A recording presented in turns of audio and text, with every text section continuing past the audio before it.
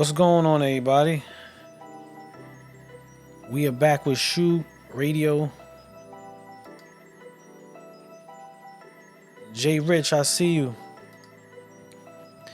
What's going on, everybody? Willie Hodge, I see you. Wavy. We got MC in the building today. We got the brother D.Chamberz backstage. We're about to bring him up. But before we do that, we're going to let a few people join on. Please, if you have your questions, put them in the feed. Shout out to everybody on Facebook, Instagram, TikTok, as well as Apple TV. Shout out to everybody out there. So, we got D.Chamberz. This brother been putting in work for some time now. And we're going to go through that little journey. He going to share a little bit about what's going on with him then, in the middle, and now. When we talking bars, when we talking the core of New York hip hop, this brother been instrumental in putting in that work for some time. And if you don't know him, you're gonna know him today. And if you don't know him, you're missing out. And I will be questioning a little bit of your hip hop culture, a little bit, just a little bit. Much love, Shadow. I see you. Nate, I see you. Let me get the brother. We're gonna set the brother up real quick. We're gonna get him on in a little bit. We're going to let a few people come in. You know how we do it at SHU Radio. We introduce it with a video. Then we're going to bring him on and we're going to chop it up some more. So shout out to everybody that's on right now. Nate. Eve Muse. All right, so what we're going to do right now, I'm going to warm it up. We're going to go into this song. This song is called Rap with a Legend. It's D.Chamberz featuring Method Man. And I don't know how many people not only got a feature with Method Man, but can hang out with Method Man in the sparring of hip hop music. So salute to this brother on that, most definitely. And this is just another reference. This is another claim to why the brother does what he does, and the testimony to what he's been paying his dues for. Because best believe, rap with a legend. Most legends wouldn't jump on a record with you if you couldn't hang out. So without that being said, further ado, let's go into this video, and then we're going to introduce the brother back on the set. I know he's on the move, so time, what they say, time is money. So we're not going to rent too much of his money, but we most definitely going to have the brother on. So here we go. This is Rap with a Legend, D.Chamberz. Check it out, y'all. What's up? Method Man, what up? I came to bring the pain, you know the rest of it. Scars and the wounds on the body is pure evidence. Merged from the slums like you, just near the water. I'm from Coney Island, the block's hotter than Florida. Smoke some of the sour, me and Meth OD. Remember how high? 2 cups, no lean. I put so much work, I finally worked with a legend. I really rap to bring it back to the essence. Rap before Christmas, before you open the presents. Chunky Herc shining, I'm drip to flood a desert. I'm still getting money, whether on and off the radio. Spending club money and I treat it like an 80s flow. You ever rap with a legend? Salute to God in his presence. Salute. Had a fight without a weapon. Hold on, let me speak for a second. Hey yo, I'm so humble but on the humble. I speak for the jungle, too well spoken to mumble. Son you, I sell you a bundle and take it from you. Warn you, these rappers are sugar water and bum juice. Y'all salute when I come through like 5-star general, I can finish you in 5 bars. Word to Big Baby Jesus, I get him line Paul. That'll leave him holy as matrimony and my God. Staten Island and Coney Island, that's 2 squads. Something like this track or like cook crack, that's too hard. Meth, I'm too fresh, smell like a new car. Love Wu-Tang, my favorite member is you, God. You ever rap with a legend? Salute to God in his presence. Salute. Had a fight without a weapon. Hold on, let me speak for a second.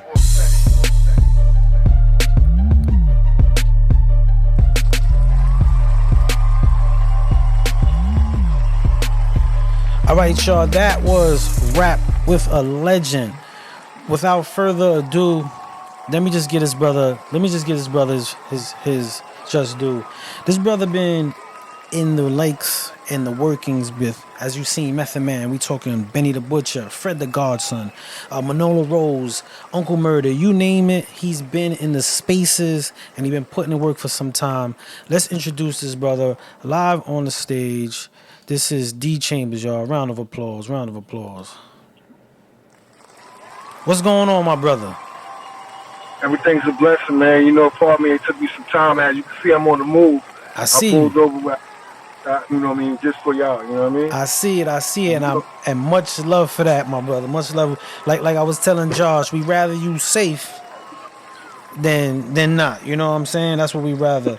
But without further ado, man, like for everybody who know, I mean, even when we announced you coming on to the show last week, you know, a lot of people was like, yo, son been putting in that work, and you have been putting in that work for a long time. And one thing I wanna start with was take us back to that moment where you was doing the opening song for a mix show.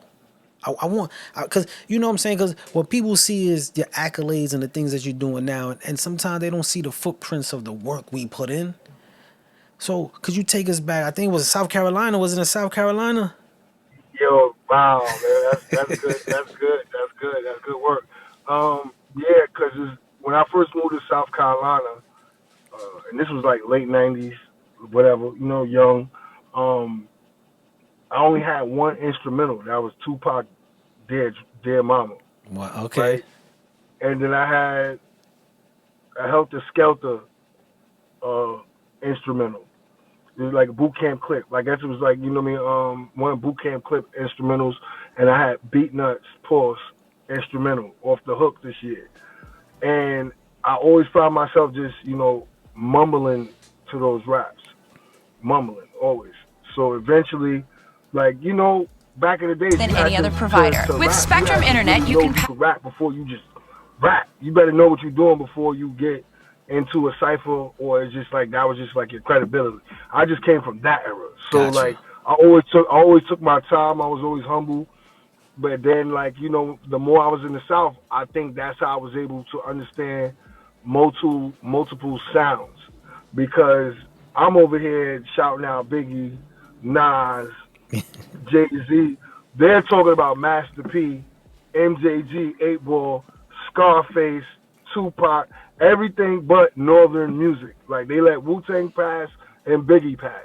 That was it. Nobody else, they wasn't, Mystical was hotter than everybody to them at that time.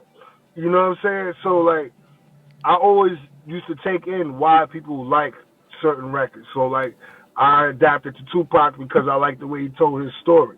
I liked the way it felt like it was just him. I like Biggie Smalls because he would tell you where he was coming from, but he added that splash to it. Like, you know, so then with Wu-Tang, they had like being God-body, knowledgeable of, you know, of the wisdom of the world. I was kind of like lost, but somehow I understood I wanted the money. I wanted to be smart in this shit. And I wanted to, you know, have that little flamboyant talk with me. So the more I was jabbing at it, I remember I did a jingle in South Carolina. I did it for the radio station, and I just did it like for night school. I was in night school at that time. Okay. And I just did it because it was a competition, and you know, I noticed people that got in that slot played for like a month, 2 months before somebody else followed up with it. So like a lot of the times I was known for that, like the guy who did the jingle for the radio show before it wasn't even another song. This is no booking, no manager, nothing. This is just me straight doing it. South Carolina, 10 Mile, Allendale, Mount Pleasant. They'll tell you. And that I was like, okay, let me construct a song. Then I did a song with my man Wani. It's called Living Life That's Pure. Like, this dude was in the gospel church at this time. And, you know, my hoop dreams was deflating horribly around that time. I wasn't going further with that. And then, you know what I mean? Word. I remember they wouldn't even let me back into school. So I was like, oh, well, this is where this is going to be at. I probably played, if anybody remember, I did drop 19. Okay. I did drop 19. We got to put it out there. We got to put it out there. Yeah, I did drop 19, and it was the night tournament in West Ashley in South Carolina. It wasn't West Ashley, I think Oakland. Somewhere like North Oakland, somewhere around there. And then, you know, after that, it was me, my man Cameron. And Cameron, I thought he was going to continue to play, but eventually, like, you know, like down south, it's like cut and dry. Like, your academics is not up, you know. You out. You're out of it. Yeah, you out. It's just simple as that. So once I started doing that, I started just recording songs. And, of course, suddenly the streets caught up to me out there. I wound up smoking, I wound up hanging out, and then it's like that image just came on me. But one thing I did have was like a lot of stolen goods from TJ Maxx, a lot of Hilfiger, a lot of Polo. The image was there before rap. You know what I mean? I always knew what I wanted to look like. You know what I mean? So then the real stuff started happening, and then it was like the story was being made, and I had to leave South Carolina, unfortunately. And then when I came up here, it was just like early 2000. It was just like it was a lot going on. We talk about Rockefeller, Dipset. Like yeah, it was like, a lot. It was a lot going on. It's like it's a joke. Like you want to rap, you got Jay-Z out here with the Avex. Like you're like, are you kidding me? You know what I'm saying? Like you got Nas, somebody made you look. You know what I mean? Like it's like a lot was going on. But one thing I did do was I always used to stop and get them instrumentals downtown Brooklyn. And I think one day I just shocked everybody. Like I just out-rapped everybody by accident. You know what I'm saying? And it wasn't like it was just like fly metaphors. It was just stuff that I went through. And then once I say it, it's almost like what drill music is today. Gotcha. You know what I mean? You know what I mean? Not comparing hard bars to that, but if you think about it, I get what you mean. What was real hardcore hip hop told a story. Told a story. Once you told your, whether it was today, you're incriminating yourself. Years ago, it was hip hop. Yeah, most definitely. I most definitely get that era in time. I know your hardships play a big part in who you are and how you deliver your music. But when was that moment that you was like, yo, this is what I'm gonna do. I'm doing this. Unfortunately, 2007, 07R0577. That was my DIN number up north, and I told myself, this is what I'm going to do when I get home, besides just hustling fast money, because it wasn't the music that moved me at first. You know what I'm saying? Because I already had, a little hustle money. I already was in night school. I was always amongst college. I'm in the streets. I had best of both worlds. Anybody knew me. I had a Cadillac even back then going to school. And the music caught up because I wasn't the best, but I told my story. And then once I started perfecting my craft, I felt like just when Cut Master seen everybody was getting ready to know me, I had to donate a year to upstate prison. So up there, I just learned books on like how to work with people, deal with people, and understand people in business. Because a lot of times we don't know. This is why people panic. They yell and they scream. They don't know how to deal with certain things. It get rough. So I definitely read a lot of empowerment books, worked out on myself. I went in there probably 167, came out 210. You know what I'm saying? Yeah, so I know how that go. Yeah, so I wasn't bragging on it, but I learned to. For anybody that was with me up there, I told them, I said, when I come home, I'm gonna do this. I'm gonna build an empire. I just have to learn the business, and I think I'm one of those guys who just got better with time. And then if I could vision it, I just did it. Because a lot of the years, I was just supporting people. You know, like how you can support all your peers, and you the one with the talent, the car, the look, everything. Not saying that they ain't have it either, but you got a story too. And I feel like once I started to zero in on what I was doing, that's when they understood me. And when I came out in 2007, I got up with Smack, and I was, all over the DVD era. But I didn't battle rap, but I was dissing battle rappers. You know what I'm saying? Yeah. So, and then my name would get brought up, and then I'll spend some time with you on the internet and whatever. And then, it became an art form from that to the open mics to just doing everything to getting my name out there. That was just the raw rap part of it. The business definitely came later. So I know for a fact, and as far as the show, SHU Radio, we both know what the SHU is up north, and so I understand the plight of coming home and putting in effect what you want to do. But how was that struggle coming home? I know there's artists who never touched the top and having a struggle. So for you, that transition into society and with a dream and a goal, especially rap, motherfuckers, you tell the person you rap. You know what I noticed? What I noticed is that a lot of people do more with nothing. That's and right. There's a lot of people who have a lot and don't know how to do anything. So once I realized when I first came home, I was just like, yo, I'm watching B-Cat on parole. They putting the number at the end of the show. So I'm like, all right, I'm going to call this number. And then sometimes people used to think I was crazy. I used to pull up on them. I used to really follow suit. Just like shout out to YNVS Shampoo. I saw him on B-Cat. I told him where I got the number from. And to this day, me and Shampoo is cool, for YNVS Def Jam. Yeah. So with Smack, with that, the hardship, what is different is, I just think a lot of times people don't know when to own their moment. A lot of times people share their moment. That's and deep. Sometimes that moment is not to be shared. So sometimes you might spend a lot of time just sharing that moment. And people will just know you for that and call you a real one, but at the end of the day, you know what you should have did and what you could have did. You know what I mean? That's real. That's real. I like the way you put that. Sometimes you gotta just take your own moment. Don't share it. Live in your moment. So let's go back a little bit, like 1997. You did the Summer Jam Festival stage. Damn, you got some information, bro. Hey, man, I gotta do my homework. You know what I'm saying? I gotta do my homework. You know what it was? You know what? That was actually me winning a freestyle walking through the mall in Kings Plaza. It was like I think Shining Culture and Bobby Condas, they were doing something. This is when like 106 & Park was like super duper live and to that nature. So I just signed up and I was just rapping, you know, saying things. You know how cheesy battle rap was before. You know what I mean? It wasn't like how it is now. You could just say something and say something about the color of his hat or something, and then everybody just thought that was funny. And I was just doing a lot of that on the spot. I didn't come in with writtens or anything, and I just aggressively took that. And I was third in the whole tri-state out of 21 people. That's powerful. So, and that was on the live stage, on the festival. On the festival they stage. They give you like 60 seconds, and you just had to go. Like, and you know, I lost to a girl, honestly. You know what I mean? Because I didn't want to call out her name and do none of that. But my man, Sonny C, ain't waste no time. I was like, yo, damn. But if I would have did that, then me and my man, Sonny C, we would have battled, and we both came there together. Gotcha. So that's another crazy thing of where it's like, yo, own the moment. Like, fuck it. Like, you know what I'm saying? It was one of those things. You know, it's funny. If nobody bring it up, I won't talk about it. But, you know, it's one of those things where be like, oh, yeah, he was supposed to battle Jen if he would have won. And that wasn't my path in life. That's all. I dig it.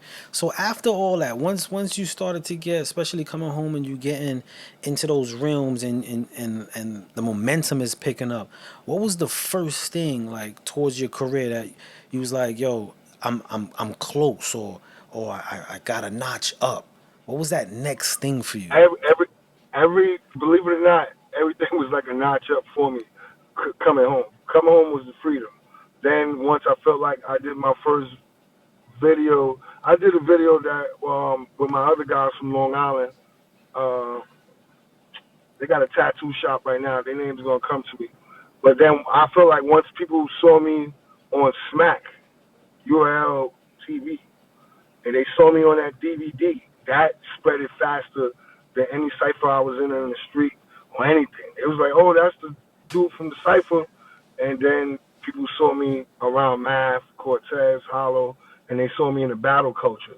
But if the ones that really did their homework, they would know I really come from the open mics and Mental Supreme training camp.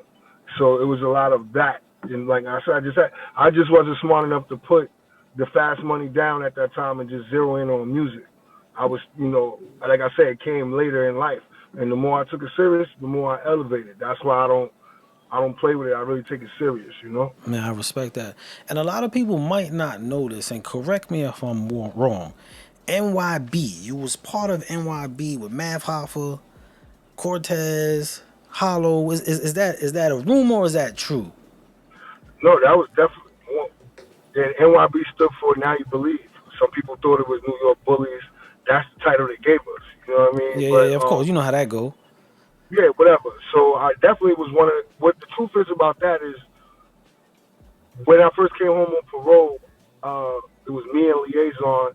We went to a place where Sycamore had invited me. Sycamore that used to have the mixtapes, the instrumentals. He works with Rock Nation, whatever he's doing now. Yeah. Shout out to Sycamore. He invited me over there, and I met Math when he was performing. I was on parole, so I wasn't even supposed to be out that late. So we exchanged numbers. We had a lot of common people once we, you know what I mean? And it's funny because the same day I got home, I had the Smack DVD. This guy was the one who punched the guy on the DVD. I didn't even know he did that. You know what I mean? It's a lot of things I didn't know he did either at that time. But boy, I just knew we all was banding together. I told Cortez, I was like, because Cortez, he had Murder Ave Gang at that time, and I was like, yo, I think you should come to this meeting with all of us, because I'm the one who had the studio time in the city at that time, and we did the song More Shots. It was me, Math Hoffa, and Liaison. And at that time, believe it or not, before Math got on it, it was my man Ready Rock. But Ready Rock had moved to Atlanta. So I thought that was the perfect record to get Math on. But me being on parole, I couldn't move around as much. So you would see them do Cosmic Cab. They was doing This Is 50 interviews, and I couldn't be there. They just heard the name. So we once, like, Math, Norbs, Beasley, and Smack, we all called a meeting. We pulled all our resources in. It was like elite member room, the DVD. Straight up. And some people chose to rock with us, some people didn't. And unfortunately, the ones that didn't, wish they did, because once we locked in, we moved like a runaway train. So it was like Math had a set of people. He was with like H, Cash Cato, Face Cartel, BK Bear. I came with Hands. I brought Cortez. Cortez brought Hollow the Dawn. And, that was like the initial start. And then like Bless came on, Asthmatic came later. And, we just started just growing as a unit. And we were what I realized is people wasn't caring about the music when I was in the battle culture, because that's what they're there for. They're here for the battle. Yeah. They don't want to hear mixtape. They don't want to hear nothing. So once I learned that, I had to start getting focused on how can I get my music out there. Gotcha. I see that business and the adapting and adopting what's current for you is very instrumental. How important, we got a lot of artists on and they doing a lot of salute, and I see the salutes and the shout outs to you, but as far as business, because you talk about like how important that was for you, and if there was a moment that made you like, I gotta make sure I'm on top of this, and not just the creative side, but this as well. Well, what it is that I actually live off what I love doing. So knowing that is like, if I don't do it, I'm not going to eat. It's one of those things, you only kill what you eat. So it's like, if you're not putting out music, you're not putting out content to get booked, you're not going to get booked. If you don't put out a video, you're not going to be able to sell a verse. You're not going to be able to get a show. So the more you do, the more you're able to. But sometimes it do feel like you're on a hamster wheel. So you got to like you said, you got to reach out to legends. You got to work with upcoming talent. You got to work with people that's on your playing field to stay relevant. And then be smart enough to throw your own events when nobody's calling you. Yeah. And that's where that's when I separated myself from everybody else, because I became the guy who was throwing his own events, and I wasn't chasing a deal for a long time. You know what I mean? Yeah, most definitely respect that. So you started making your way, doing your stuff, understanding what you in it for. How did you get into the concepts of features? For those that jumped on, we got to see him. I'm rapping with a legend, Method Man. How was getting into the feature room? I know you were messing with in the battle era, but how did you get into that part? How did you break that threshold? What happened with that was I originally met him on the set of Double Barrel with Math Hoffa. He did the song with Math first. He chopped it up with all of us. He supported the movement. Because remember at that time, they were saying NYB is like the new Wu-Tang. Before all these groups were saying they was the new Wu-Tang, they were saying NYB was the new Wu-Tang. Yeah. We was those guys. I just felt like once that deal didn't go through is when everybody just started to find reasons to go wherever they was going. Yo, that just threw me off. So we gotta say that again. No, I'm watching, man. I'm in the hood. What was that question again? As far as your featuring, like how did you? All right, yeah. So with the features with Meth. So what happened was I met him at the Double Barrel thing, and then in the pandemic, I met him again with China Mac. He was shooting a video with China Mac, and he was like, Chambers, why we don't got one? I just shot one with Cortez. I was like, damn, I didn't even know about it. And he was like, you did? Nah. I was like, nah. He's like, yo, next time you in the studio and you think of me, send me something my way. You know, I fuck with you. I see your grind. I see what you're doing out there, blah, blah, blah. And this is in the pandemic. You know what I mean? Because I had all the challenges going. I still was selling shirts. I probably was the only car in the street in the pandemic. You know what I'm saying? Working, you still know, working. Yeah. You know, whatever. So like, I swear that next day I called Ali, I called all the producers I know, and I was like, yo, look, Meth just hit me. First come, first serve, man. I need to get something to this man. I swear to God, I went to the studio, laid it down. We handcrafted it with Ali, Loud Studios, and I sent him the open verse. The next day, I had a voice note in my text message, and it was the bars, and I was like, oh hell nah, he done wrote to this already. And then a week after that, he sent me the full version, and I was just blown away because at that time, I just had dropped a song with China Mac, and I just knocked out something with Benny the Butcher. And it's funny because it was like I had best of both worlds 2 times. You got somebody that was culturally one of the best rappers. He banged out with Biggie. Let's get that out the way. Yeah. You know what I'm saying? Let the man, he did songs with Mary J. Blige. He charted a lot. He sure did. Now here I am with the new hustler that everybody jacking, and I'm keeping up with him too. You know what I'm saying? So it's just like I had best of both worlds, and if people really know, I really had a record with Fabio too. But at that time with the record, me trying to hold on to it, me dealing with whatever their hood politics was at that time, I wasn't able to put that record out when Fabio put out Big Drip and all this other stuff because I really was mindful of the hood BS. And this is why I say how you could just sometimes the people who don't care, they own the moment. Like if I didn't care about the politics, that record probably be a platinum hit right now. You know what I mean? But when you don't own it, you don't own that moment, it'll just pass you. So, you know, y'all got to see the China Mac, Method Man, and Benny the Butcher, but I should have threw out that 5-year record too. It's all good. You followed your gut, and sometimes that's owning it in a different aspect. You know what I'm saying? You mentioned charting, and for the national charts, you charted at 298 with I'm French Though. Yeah. French Though. Hey, go ahead. You know what it is? A lot of people got the biggest misconception of like, oh, yo, you shout out French too much. I respected the hustle. Somebody that came from a DVD era to do what he doing. Multi-millions that you want to put out there, being able to sell a $10 DVD to, do live shows worldwide. And, I thought that was like an ill hustle. And I knew all the people that he was, vibing with and getting money with in the Bronx, like all the Coke Boy homies and everybody that's moving around in East Tremont, East Clinton. So when I did that song, I was working with D-Nice, the producer out of 906 Music. And I swear to you, there's no pen, no pad to that track. Nice. But I tell you what you can get if you go look at that song.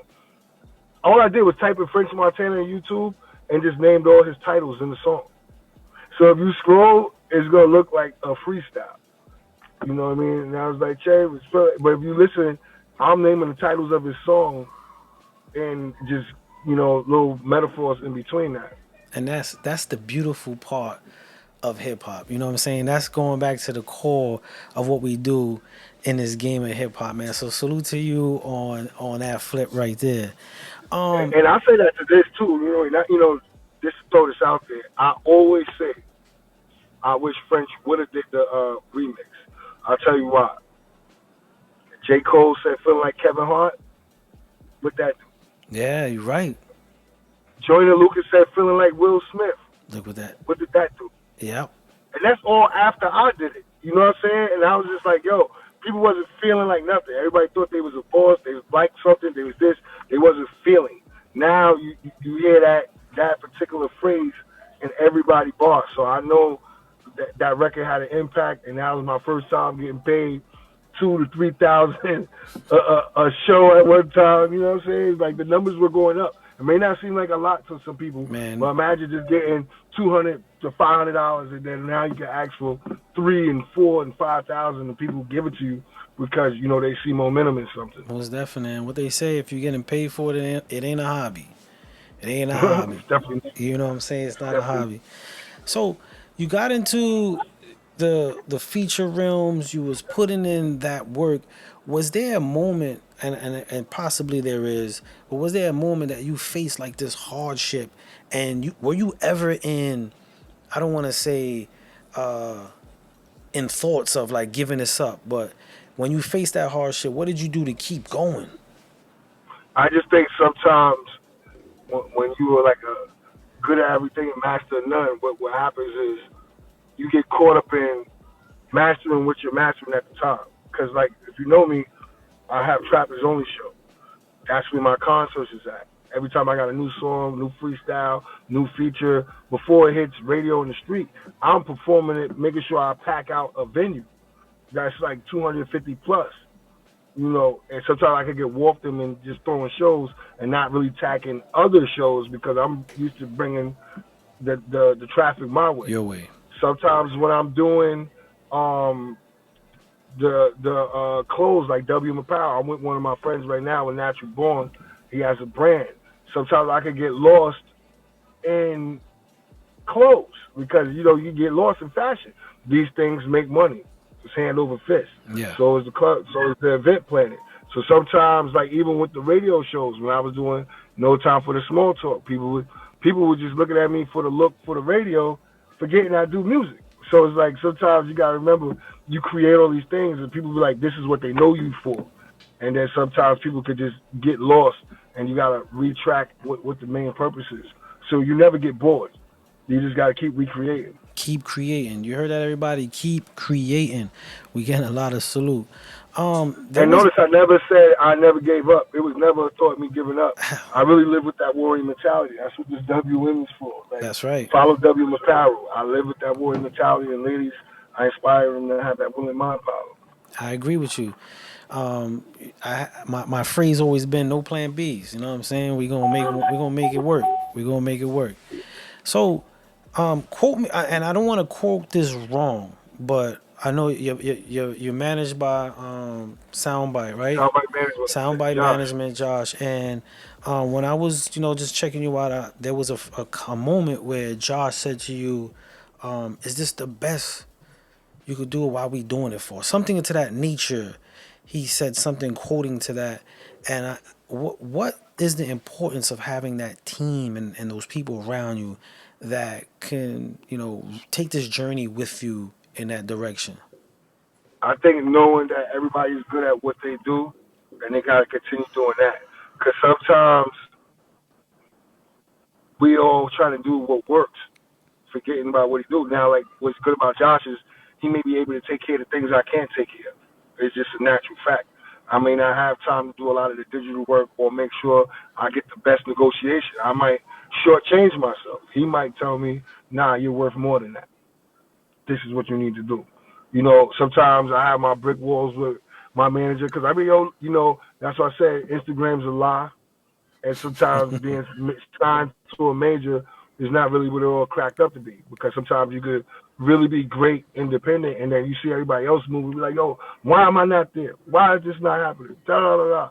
But I just think, keeping that team around you that keep you busy, keep you motivated, that's what's going to go. Because the truth is, the longer you in here, the more you're going to feel like you could do it by yourself. You just need the right investor to believe in what you do. So once you have all your ducks in order, it just makes it much more easier when that time do come. That's true. That's most definitely true. And you said something very powerful. Everyone knowing what they're good at and doing it for the ultimate goal. And for all the artists out there, really take notes on that, because sometimes you guys want to be around people and don't know your place in that placement, just looking at the benefits of it. So shout out to everybody. What I also tell people is, like, sometimes everybody don't rap. We know that. So if you don't rap, or you're not filming, or you're not even coming up, maybe you need to go to the store. And that's your job. That's your job. You know what I'm saying? Yeah. Go to the store. Nobody's going to do it like you. Because nobody else, we all got to rap. We all got to do this. We need somebody to go to the store.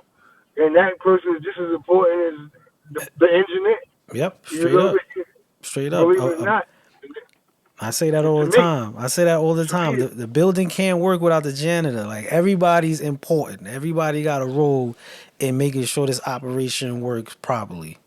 Yeah, when I was working Local 79, right, I was doing construction. This is when I was really living best of both worlds. I'm working, I'm cool with the foremen, cool with the A-man, the journey. I'm meeting safety people that do not care about rap. They're making 100,000+ a year. This whole shit is a joke to them. You know what I mean? I was around when I said, yo, I'm tired of doing the construction. They looked at me like it was a joke. There's not too many people who believe in dreams. You know, some people are conditioned to just live in the matrix. So to wake up on your own time and be like, yo, you know what? Today I'm going to record, blah, blah, blah. You're not really thinking about a job. That's not the normal way this world works. Some people, they think it's all about music, but if you could learn how to make money around it, like I said, I learned to create my own events, sell some merch, be a liaison, make myself useful. Not used, but useful. Yes. You know what I mean? So never make yourself used. Make yourself useful. So once I learned that, it was just like it's a race to the top. It's a race to the top, bro, because nobody's going to support the guy who has nothing. That guy may be super duper talented, but if he don't got no drive, no oomph, and he got low vibrations, that's all it will be. Like, yo, he nice, but I don't got time for that. Like, yep. People's living fast paced today.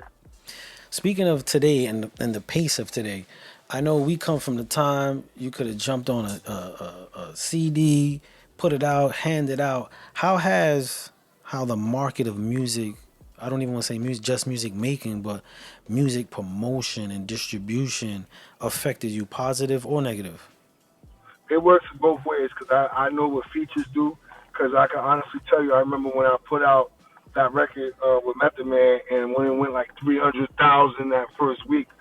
Shout out to Video, shout out to Josh for setting up with Video. I was getting checks every week for like $672, $482, $5, a month. And then when I did the Benny the Butcher, it was just like I could guarantee some type of money that was coming in from online. So when we was in a pandemic, I could say yes.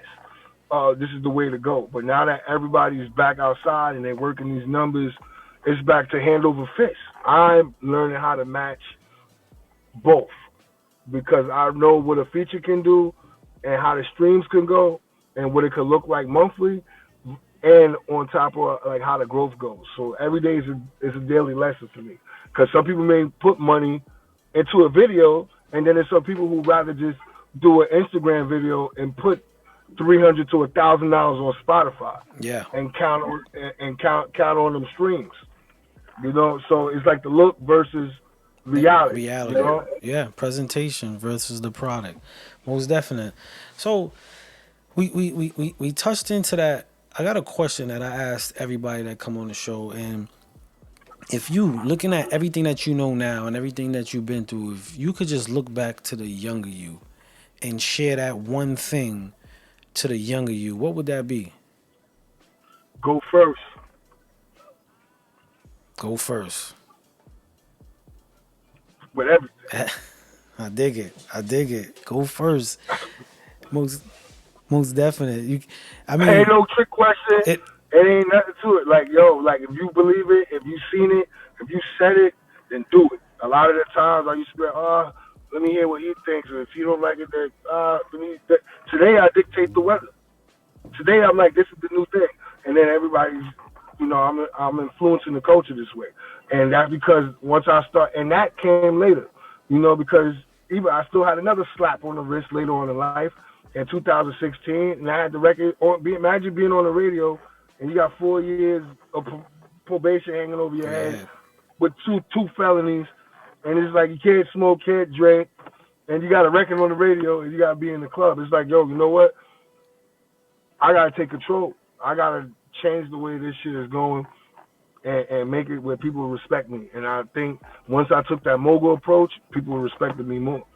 Yeah, most definitely, because they now not only seeing and hearing you, they feeling your approach. And obviously, and everyone could most definitely concur with me on this, you most definitely has built that to the core.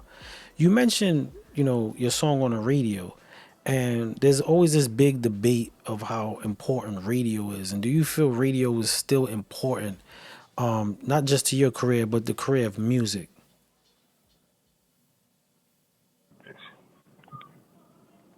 Yeah, you there? Yeah, I'm here. Yeah, pardon me. I just hooked you back up to the Bluetooth. Oh, okay, no problem. I was saying you had mentioned having a song on the radio, and there's been this big debate. You hear it all over the place, but how important is music? Radio? Do you still feel that radio is instrumental to how we put out music? Not just you, but the culture of music itself. I don't care what nobody says. Your song come on the radio, it feels like $1 million. Straight up. You know what I mean? The person that's riding in the car, they feel like they know you. They feel like they got $1 million. And, you know, some people be like, oh, well, it's the same top 40. It's not really reaching. It's not projecting to other people. But in reality, it is. And you just got to make sure all your ducks is in order. Do both. Get your songs on radio and work that. Because you know why? Sometimes knowing the DJ is cool. Sometimes just being in the circuit of the machine, how does that really help you? You could tell somebody right now, yo, I got 500,000 streams, and they never seen you, never heard of you. You got to prove that. Like, they got to be like, yo, now you got to back out your phone, analytics, you got to break it down to them versus that person that's in the street doing those live shows and in tune with the radio and all the hottest DJs. When he put that song on the radio, they're going to want to put you on the feature to help their streams. They're like, yo, this guy's on the radio. He can, it's instant. Like, but, you know, some people may say, oh, that's the old way of thinking. You got TikTok, you got Spotify. There's a lot of people who don't tune into that. Yeah, a whole bunch. Yeah. There's a lot of people that don't tune into that. And especially the older group, like, they're not going past YouTube. That's true. So, like, you know what I mean? So you also got to look at the demographic of music you're doing. Yeah, I argue that all the time. And even the demographic that's there, you know, the younger generations who might be able to recite that 3 seconds of your song but don't know who you are. They'll bust a whole move to your song and have no clue who you are. So people get lost in that. Yeah, and that's what people get lost at, because a lot of the times the music takes off on sometimes depending on how you promote it. You on mute if you can hear me.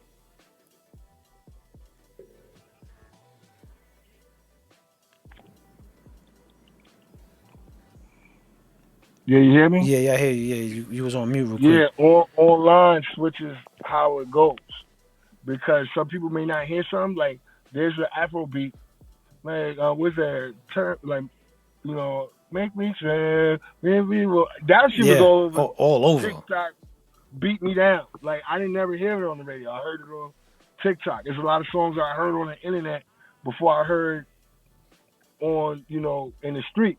But in my world, I hear more stuff on the radio that trends into the club, or the club trends into the radio, and it kind of like ping pong off each other, you know. Straight up. Like, when a lot of people do come off in today's climate with 1 million streams, a lot of people think it's fake anyway.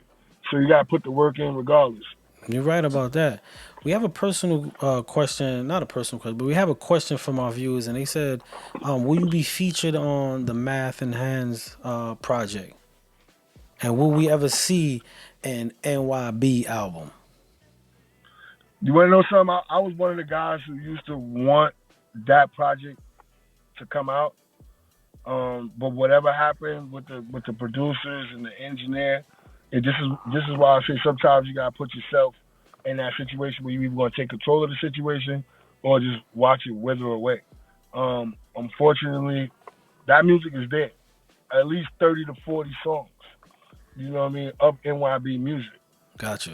As far as the Math and Hands project, I'm not even gonna say I listened to it, but I heard some of it.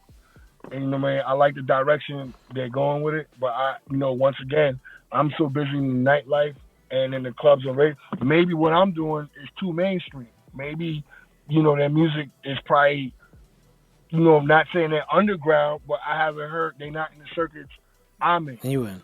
So I may hear it when I go check their page, and I might see a small clip. And the reason why I say it like that is people got to be more understanding that watching the Instagram clip doesn't mean you saw the video. That's so 100% true. So sometimes people will say they saw the video and never saw it on YouTube. They're like, yo, this is the first time I'm seeing all of this. Like, I only saw what you put on the gram. And a lot of times, I only seen stuff on the gram. I didn't see it on YouTube. I didn't see it performed live and I ain't, so I'm really not in tune as much. But if something crosses my radar, I'm on tune to it. So you got fashion, you got music, you even dabbled into the acting. Let's talk a little bit about that. Yeah, I'm definitely more chestnut of this rap thing, man. For sure. Yeah, I want our viewers to understand that. So let's talk about the acting a little bit. What got you into that? What was your first? You want to know something? I think it was something I always was ignoring. I don't think I was able to harp onto it because once I started tapping into the music, I wasn't able to like harp onto that because I went to John Dewey High School. At first, I used to be mad I didn't go to a Lincoln, a Grady, a Sheepshead Bay, like a ball playing school, high school. You know what I mean? It came later. And when I transferred to South Carolina, they didn't have those like theater and acting academics. It was just sports. It was like track and field, football, ROTC. So like that edge was missing. But what I do remember from John Dewey, I used to run the theater. I used to be the man with the lights. I used to talk to the program directors on how to work with a band. I used to do number 2 trombone, like pause.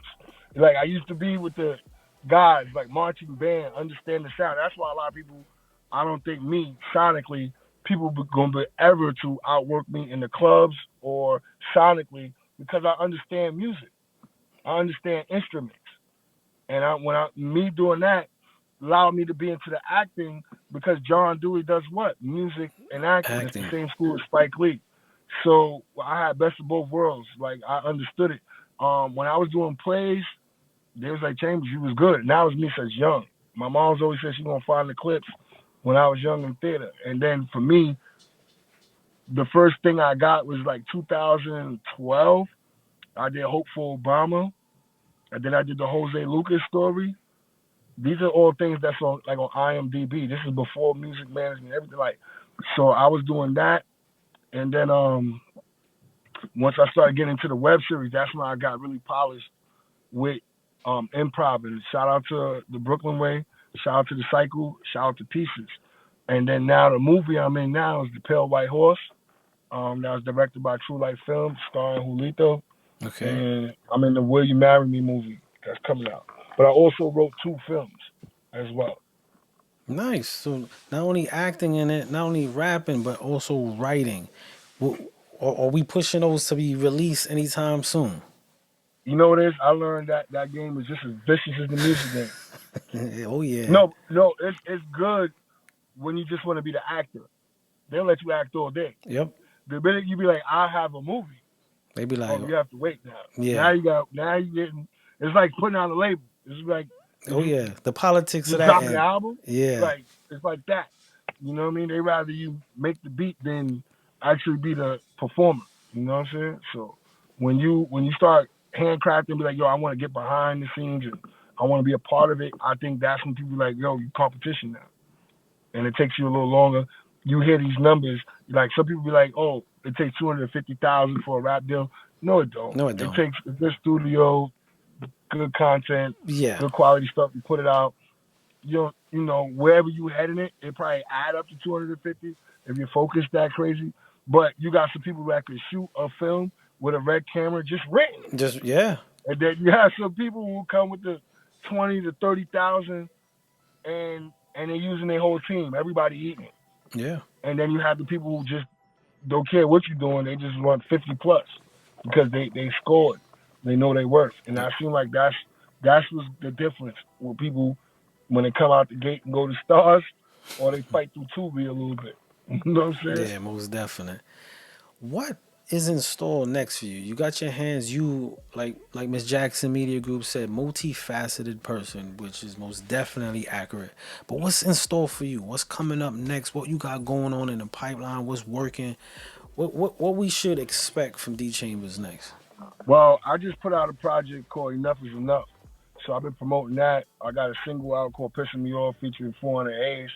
I've been in the club working that. Independently, I created something with Trappers Only called Leaders of the Tri-State. So we just been, migrating to different towns, all 5 boroughs in New York City, and we going outside of New York. We going to CT July 13th, and then we heading to North Carolina. And now we ain't just going to the shows. We tapping in with the radio as well. And there's things I'm creating and building. Also, I have me and my man Forever Pay Productions and a couple of neighbors of Coney Island. We have C-Rise B-Ball, where I restored the courts in my neighborhood and created a tournament, a 3-on-3 tournament that, with a cash prize at the end for adults, trophies for the kids. So we came back together for that. And now I'm working with Natural Born, Coach Musa, my man Flex, and we got a team going for $25,000 in the N1 tournament this year. So you see me for June all the way to September, it's going to be on the basketball court screaming for $25,000. I can promise you that. You know what I mean? That seems like a lot, but it's my first time having a team in the N1 tournament, which I always watched when we was younger. Yeah, so now that definitely. Have a team in it is like a whole nother playing field. For real, man, you took me back to the VHS cassettes of the N1s. Like those joints, those were the basketball mixtapes. Well, shout out to Lance Stevenson. Shout out to Isaiah Whitehead. Isaiah Whitehead came back, refurbished the courts as well on his end in the middle of Coney Island. And, he bring that right from Dykeman, Gersh, best of the best players. NBA, Baron Davis was out here last year. Like, it gets crazy. It gets crazy. Out here in Coney Island. I brought my guy that, I wear his clothes as well. Like I was saying, Natural Born Dave. I show him, and all he sees is 8th graders tall. They're like mutants. And I know it looks, they breed NBA stars out here. Hustler spirit, ball playing swag. No, it's not always negative. It's not. Even Spike wanted to capture that feel of that Coney Island. When he came. If you think about all the major movies that hit the streets, American Gangster, that was Coney Island. That was Marlboro Projects, but that's still connected to Coney Island. He got game. He got game. Yeah, that's what he got game. Warriors, Coney Island, Classic, everything that come out here. Beyonce, when she was dancing in the sand, that was Coney Island. Coney Island. They may think that was like Dubai or something, but that was Coney Island. That was Coney Island. How important and impactful, your hometown, your Coney Island is to you and the make of D.Chamberz? I'll be honest with you. Some people are like, yo, don't look back, keep moving forward because you'll fall in your neighborhood. I always say the type of energy you give out predicts that. Sometimes the good dude does go down. Sometimes the bad guy lives on. But if you know how to survive and you want to see the good in others, that's when it has value. Like when you try to pull a fast one on the neighborhood and something happens to you, you know what I mean? That's true. This is why these things happen. But when you're genuine and, you really care and people, and the kids, the mothers, the parents, and everybody want to see you do great, why would you want to leave that? You know what I mean? You can always go around the world and do what you want to do, but if you can help and put some inspiration on something, I think it's very important. So it's important to me because when I saw the courts down, it was my job to restore it. That's just how I feel. And salute to you on that. Salute to you for giving that energy back to the hometown. Not saying it's anybody's duty, but a lot of people don't do that. All over, they don't do that. So salute to you for even taking that and spreading your gifts, your joys, and your rewards back into the hometown. Because I know you know this, but there's that one kid right now that he got on that court and you just made life for him. You know what I'm saying? You made life for him. So most definitely shout out to you. No, I see that every day. Imagine you coming out here, like I said, I encourage people to go to C-Rise D-Ball and scroll down. I did it from when it looked like ground zero. Now today, you come here after school, it's about 60, 70 kids on that court, both sides. It's almost like we need more rims. Like, you know what I mean? But this was the start. And this is only our third year. Look at that. It sounds crazy. This is only our third year with fixed courts that always been here. But, but I also say, like, the people before us, they did it for us. And I just think somewhere we got lost between my age group and the ones that are like 20, 22 years old right now, because they wasn't taught. They wasn't taught, yeah. Because we didn't stick around to show them like, yo, let's fix this together. They always thought it would be maintenance or the city of New York when it's really us. It's us, yeah, it's ours. It's ours. And once I broke that cycle, it's like, I felt like Joe Clark, honestly, in East Side High. You know what I'm saying? I tell you, pull your pants up, take the mask off. What are you doing? You know what I mean? Like, and it was a lot of that. They smoking weed in the lobby. I'm like, what the fuck you doing? My mom's come out. You know, it's a lot of things you just clean up. And then with that energy, there's other people who feel like you. And then when you realize it's some of y'all too, that small bunch could be impactful towards everybody. And that's real. That's real. We have a question, and the question was, any advocacy programs you give your time to? Yeah, I just told you, C-Rise B-Ball. There you go right there, C-Rise B-Ball. I don't know if maybe... I worked with Guns Down, Life Up in the Bronx. Okay. I worked with City Called Art. That's my lady. She has her own nonprofit program for kids that into art. Operation Hood. I did the cancer walk.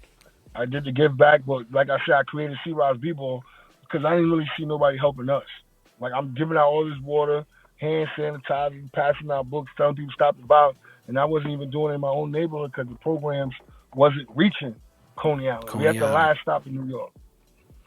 If people don't know, like, it's us, Far Rockaway, and the next stop is Atlantic City.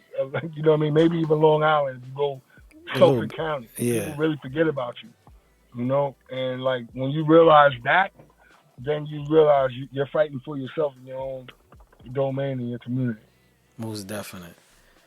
I want to just take this time to give you your flowers. Not even your flowers. We're in the era of everyone giving out flowers. And on our show, we say we give out the honor because flowers do die, but honor gives and lasts forever. So I want to take this time to honor you, my brother, for not only the work that you put in, but your core and your soul and your heart. Not only do I hear the passion and see it throughout the years of your work, but I could feel it.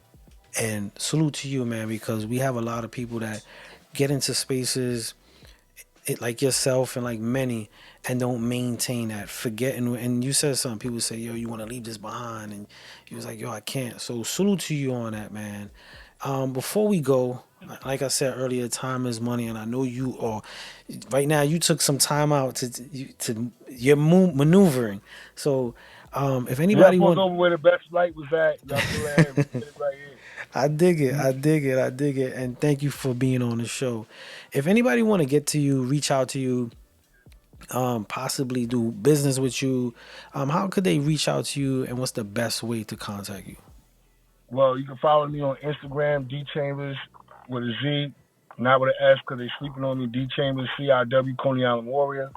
You can hit up Soundbite Management. That's Josh Mayer. He's also in the bio, or Warrior Mentality Music Group. If you're looking for liaisons through my social connects, stuff like that. You're looking for concerts, follow Trappers Only. If you're looking for the apparel, follow WM Apparel. All my stuff is connected. All my music is in the links. Besides that, you can find me by the nearest TD Bank if they deposit some money. You know what I'm saying? Like, yes, sir. That's just what it is. You know, the grind and the struggle continues. Thank you, my brother. Thank you. Let's give a round of applause to the brother right here. Thank you, man. Really dope sit down. Again, be safe in your travels. Keep your pursuits and your plights high. We are all watching and rooting for you always, my brother. Thank you for coming on the show, spending your time with us. What we're going to do now is we're going to not close right. We're going to go into 2 videos. We're going to go into that Piss Me Off video, y'all.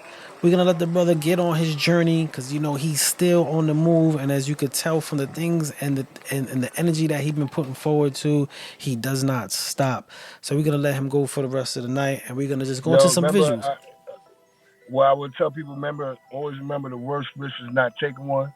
Go by your first thought, not your second. And definitely put yourself first when you know you should. Simple. And there's no better way to close out an interview or sit down with that right there. I hope y'all taking notes. And listening. Playboy Berg Nation said this was a good interview, man. Salute to you. We getting a lot of hand claps.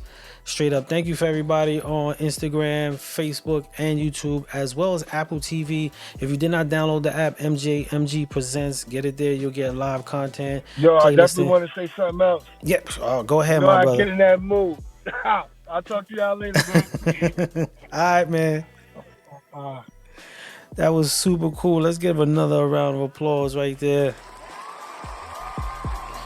Yo, shout out to everybody jumping on. That was a really dope interview. So what we're gonna do right now is we're gonna go into that video clip right now. This is D.Chamberz 400 Haze Money, Piss in Me Off. Check it out, y'all.